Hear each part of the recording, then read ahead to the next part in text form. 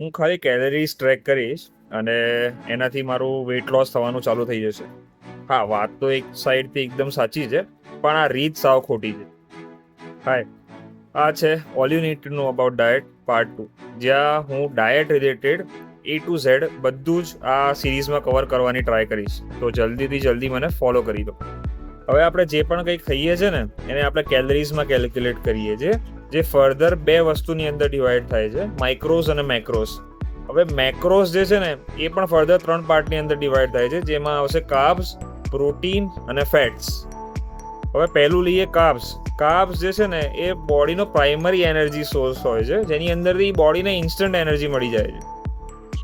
બીજા નંબરનું છે પ્રોટીન. પ્રોટીન આપણા જે મસલ ફાઈબર્સ હોય છે ને એ ફાટી જાય છે ને તો એને રિપેર કરી આપે છે અને એને ગ્રો કરવામાં હેલ્પ કરે છે. ફેટ્સ, હવે બાકીની જે પણ એનર્જી બચી જાય છે ને, જે આપણે કેલરીઝ કન્ઝ્યુમ કરીએ છીએ, એ બોડી જે છે ને એ ફેટમાં કન્વર્ટ કરી દે છે. અને એ ફેટ છે ને તમારા એસેન્શિયલ માઇક્રોન્યુટ્રિયન્ટ્સ, વિટામિન્સ ને બધું સ્ટોર કરવામાં પણ હેલ્પ કરે છે અને એક બોડીની એનર્જી રિઝર્વ તરીકે કામ કરી જાય. આ ત્રણેયનું પ્રપોર્શન તમારા આઈડિયલ બોડી વેટ પ્રમાણે પ્રોપર હોવું જોઈએ, જે હું અહીંયા આગળ મેન્શન કરી દઉં છું ઉપર. શેર કરો એની સાથે, જેને આ ન્યુટ્રિશનની બેઝિકમાં બેઝિક વસ્તુ નથી ખબર.